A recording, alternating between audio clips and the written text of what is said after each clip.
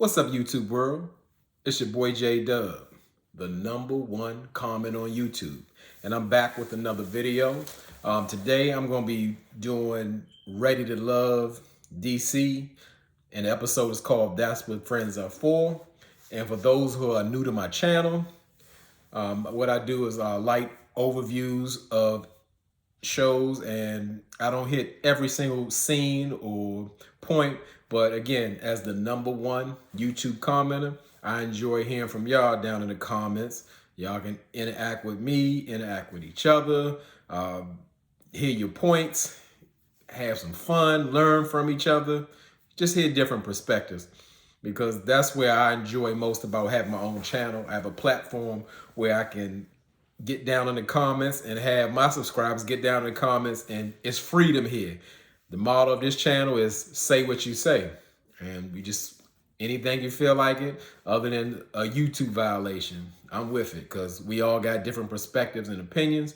And as far as this show, Ready to Love DC, or any show, your boy J Dub is from the DMV. So I'm homegrown, born, raised DC, DMV. It's the only place I've been in my whole life. So throughout, maybe say the certain episodes, I'll point out things that I mentioned that maybe other YouTubers could bring insight, because they don't actually live in the DMV. So we start out, we're at the ladies lounge, because this week it's the ladies' turn to make the decision who stays and who goes. And Tommy arrives and he calls the ladies. They're now the Great Eight, because the Great Eight has made it halfway through the process. As he said the last time, I don't know what's the halfway point. He just keeps saying it's halfway, because we all believe that, like, we got here really fast. Because sometimes, you know, as Tommy said, I'm gonna throw a curveball, I'm gonna hit you with a curveball. So he threw a curveball, and sometimes he eliminates 2 people at one time. And normally when we want him to eliminate 2 people, they don't. So, you know, I guess we gotta go on his terms. So the assignments for the lady is they need to bring the men of their interest to meet their friends, so the friends can, you know, interview them, interrogate them, you know, get the most information they can to get out to help them make that decision, because we kind of closing down to the last couples. So so they start with the ladies doing their date with their friends, and Zadi is up first, and she's meeting Naeem at Top Golf. Now this Top Golf location is in Oxon Hill, which is Maryland, and it sits in a real funny place. It borders DC and Virginia. It's right by the National Harbor. Like, in Oxon Hill at that location, you can be in Virginia in maybe about 5 minutes, and you can be in DC in 5 minutes. That's where that DMV, DC, Maryland, Virginia, comes from, because we're so close and next to each other. So within that, let's say 15 to 20 mile perimeter, you can be just in and out, in and out, in and out, tri-state, even though DC's not a state. So, and when I saw the location, I was like, oh, that's Top Golf over there. And it kind of surprised me, because like 7 days a week, the Top Golf location is like, it has 1,000 people in it. Like, it gets so bad, if you don't have a reservation, you have to wait like up to 3 hours just to get a table or get a golf location or whatever. It's ridiculous, but people love it, because people come from all over the place to be there, because we don't have a lot of them in our area. And it was so as far as Zadia's date, she invited Naeem out, and he shows up with the date. He brought her some white roses, and I thought that was a nice touch. You know, he didn't come empty-handed. And as far as Zadia's friends, Naeem, he's winning them over, and Naeem shared that he likes Zadi because she has a wonderful personality. But of course, we almost this claim, they always say, of course she's beautiful, but you know, he likes her beauty, he likes her personality, and he's also said he's looking for a woman who's kind, intelligent, and fit. And Zadi believes that, hey, that describes me. So I'm sure I'm so in. So it was a really short interview, but they as far as her friends, they really took to Naeem. They said his energy was positive. He seemed genuine, and it's a go as far as they concerned with Zadia. So we moved to Sabrina. She's got her dates, and she's hosting her meetings at her home, and she's invited a 5-person panel of friends, and her first date is Walter. And like myself, Walter was even surprised, like, wow, I didn't know y'all was gonna have so many people. You don't expect to walk in the room and say, oh, I got some friends that want to talk to you, and you don't expect to see a whole living room full of people.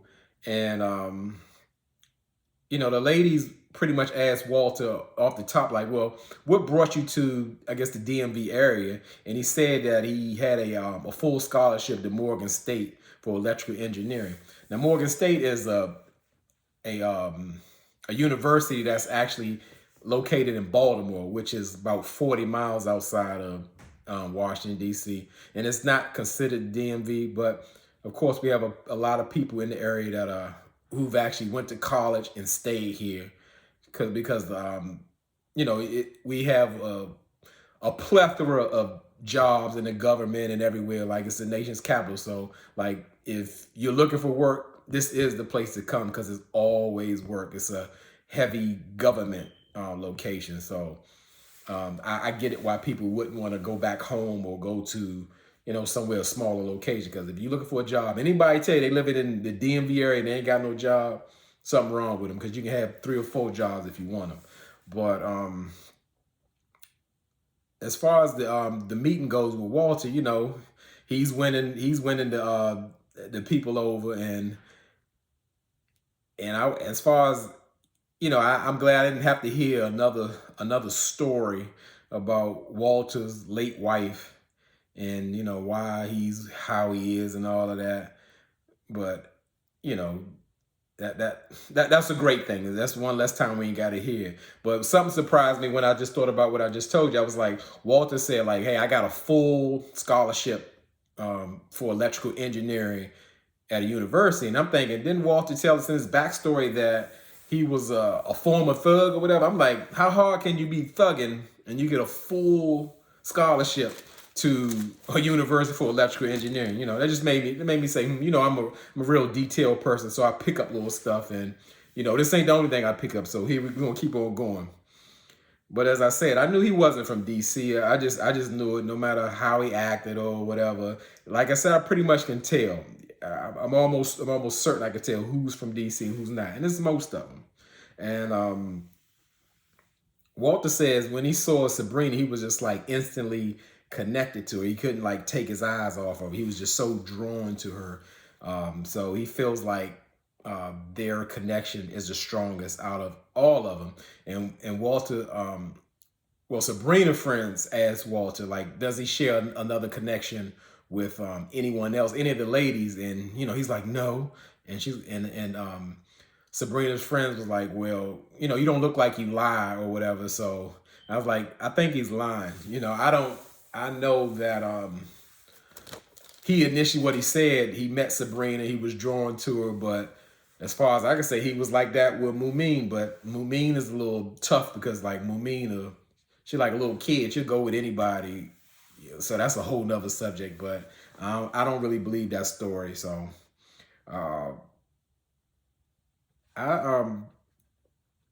Sabrina pretty much after Walter left, she just raved on about like how amazing he was, and her friends didn't disagree with him at all. Like I said, he had the whole crowd. He was very polite. You could tell they were attracted. Her friends were attracted, or thought he was attractive. I don't want to say they were attracted to him. Thought he was attractive. So it was like, yeah, Walter's a go. So Sabrina's second candidate for a panel was Sean, the newcomer. And Sean's first question, as far as with the panel, to me, it went well. Of course, interview style. Sean is a walking interview, and they was asking him, what was his ideal woman, and he's like, well, she has to be career oriented, and she has to have a style and sophistication, and she has to know what she wants. Pretty much a Claire Huxtable type of woman. Can I get an amen? And it was crickets. They looking at him like, who is this clown? Like, is he for real? That's when the whole meeting just went to the left. Because you see how much cornball is. Who asks for an amen after they answer a question? If they want to say amen or something, go with that. But you don't ask for an amen. It was just like he was. It got real weird and awkward. And his next question was, can he be a provider? And he looking nervous, he's sweating, glasses looking fogged up, and he talking about, well, as far as provider, I can pay a bill or two, or if and I want to be provide and pay all the bills. Who he sound like my man from last season, KG. When they start asking about being a provider, he's not confident because he's not confident, I guess, in his financial situation, because Sean is a creator. He creates things. He creates everything except money, and he's entrepreneur and all that. When I first heard that, I was done. He was gone. He shouldn't have been on the show. He should have got put off immediately.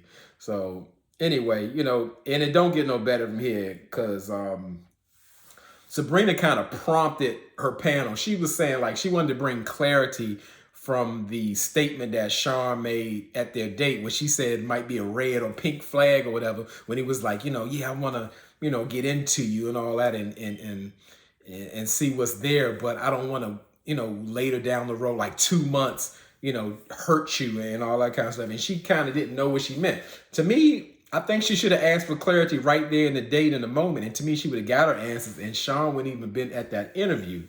But her friend does Sabrina's dirty work and asks him the same.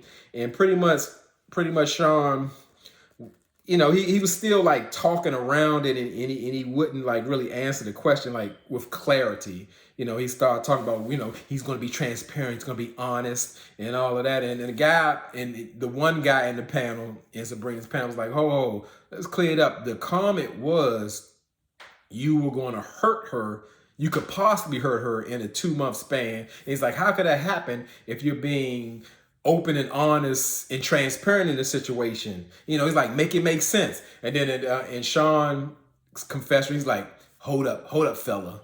Hold up. A real G doesn't say make it make sense. What Sean know about being a real G anyway?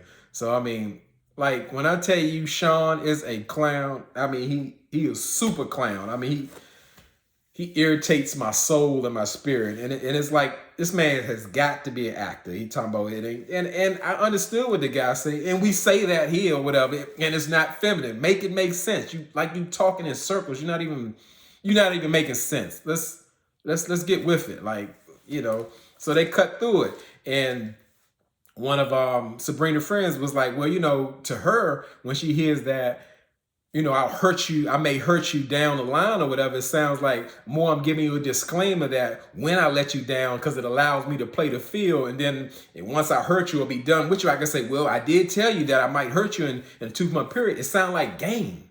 And she exactly right. She read right through that Sean crap in circles and all that. It's game. Sean running game. He ain't about nothing. He don't have no substance. He can do an interview, but apparently can't do this one because they read right through him.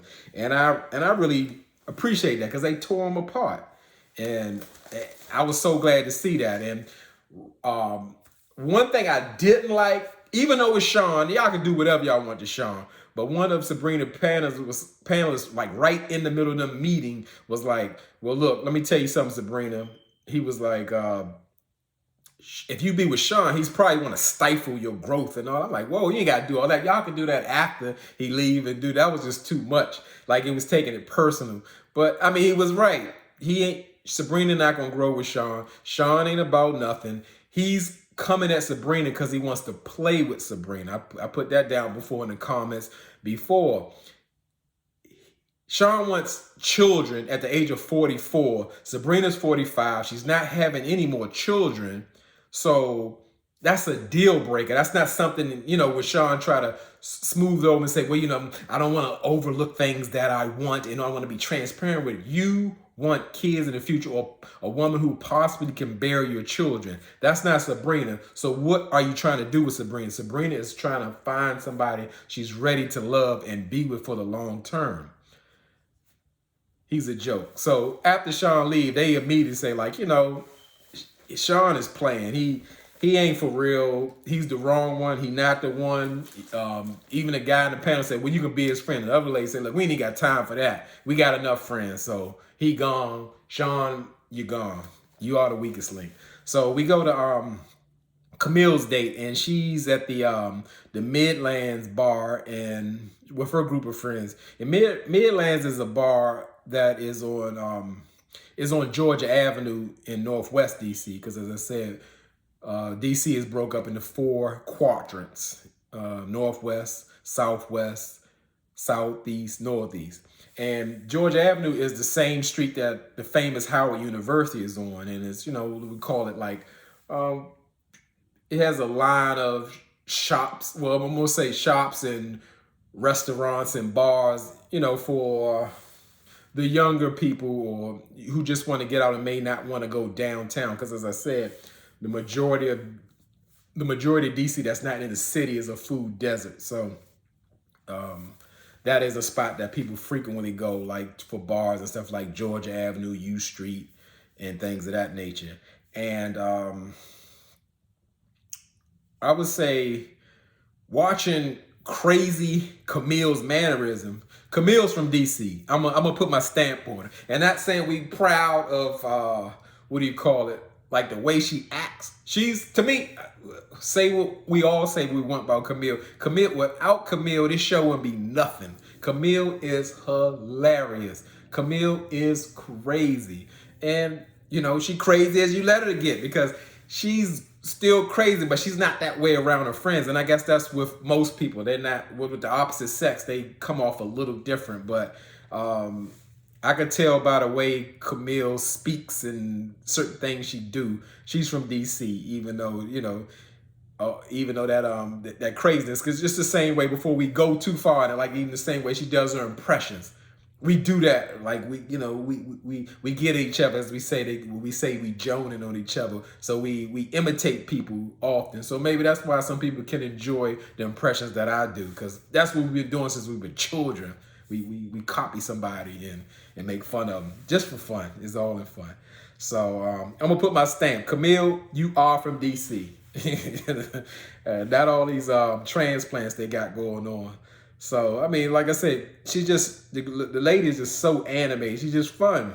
She's fun. And she tells her group of friends that Cornelius is a guy that's waiting for marriage to have sex. And their friends, they definitely had concern. They like, "Shot, what, not you? Oh my goodness. Oh no, not you. We know better." And Camille looking like, "Why y'all like give me all that?" And in her confessional, Camille pretty much says like, "Yeah, I kind of do want to test the equipment out. I don't want to be on my wedding day like, oh, it's kind of little, whatever." And that cracked me up, because Camille is funny. All these faces she doing. This show ain't nothing without Camille, I'm telling you. So Cornelia shows up. And I don't know if he had like some gift bags or for friends, or he was carrying his purse. I didn't know what he had in his hand. I always just pay attention to little details. But something I noted that he put his phone in his back pocket and sat on it. And people might not think of nothing like that. That's like I don't know, that threw me. That's just something like, things you don't want to see in a husband. Like your husband takes his phone and put it in his back pocket and sit. It's just little things, ladies. I give you some notes and some tips, little things you got to look after by people, the way they act or what they say or what they talk. Like if the guy goes roller skating on the weekend, that's not a husband for you. If a guy, when he's making a drink and he doing this, you don't want him for a husband. Believe me, that's something you want. Or you see, like when Cornelius was sipping his drink, he picked his drink up and he said, "That's not a husband for you." And when a guy who just can't express himself clearly and concise, even if he's upset or emotional, or if your potential husband would be like, "Well, you just don't get it. You just don't get it. I wanted this so bad. You just don't get it. I've been wanting this since I was 17. Ladies, that's not the husband for you. You don't want none of that. It's signs. You just got to pay attention. So they out at the bar in Midlands, and Cornelius, he's handling very well. He's greeted well, and they seem like they're receiving him well, and they go straight at him though, because Camille friend Carlos, he wants to find out is Cornelius in love with Camille. And he's like, whoa, was that too soon or whatever? And I peeped something too. Shoot, it seemed like I felt, I'm an energy person. I saw it was some energy between them. It was like Cornelius wasn't trying to connect with Carlos. He didn't want to look him in the eye or something. It was he was trying to deflect that energy. It looked like they was making a connection, but that's just what I saw. I could be wrong. Drop down in the comments if you saw something. All right, so Cornelius was like, well, he didn't say I ain't in love with her. He said I love her personality, and they asked him as far as like in 5 years, well, them interview questions. Where do you see yourself in 5 years? And then he just said, I see myself married. It's real light and it's short, but it's like a fun group. It was just fun. And what I did like, because it was so comfortable, Cornelius flipped the script on her friends, like the panel that asked him questions. He was like, well, as far as like Camille being in relationships, what has stopped her from committing to someone? Like, why am I here? And her friend Carlos pretty much said like, Camille can come off like she has a commitment phobia. Like she's pretty much like a runaway bride. She can get like close to the altar and then she's going to run. And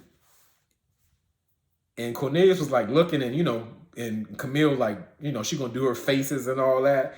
And actually Cornelius thought Carlos, one of Camille's friend, was playing, but he's dead serious. Why you think they call her the Black Widow? She's not.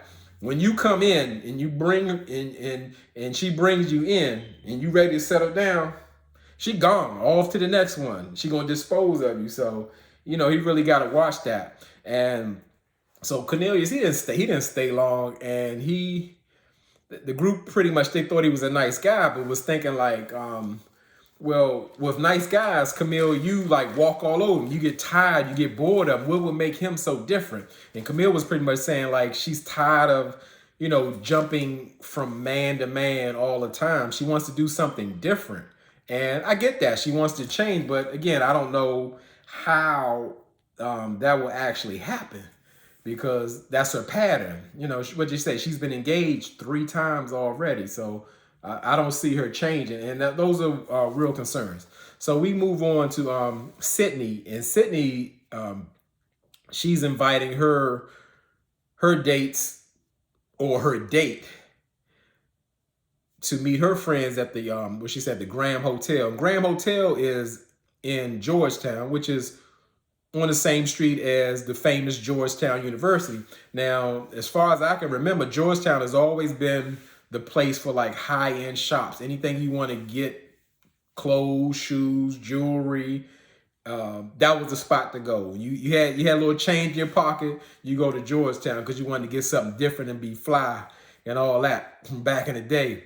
And also it's been known to a place where it's like it's a place where like high-end brunch spots are. So it's always people in Georgetown day and night. And that's pretty much one of the most expensive locations in Washington, D.C. to live, to even stay in a hotel, anywhere. Georgetown is where it's at. That's a landmark. Everybody goes there.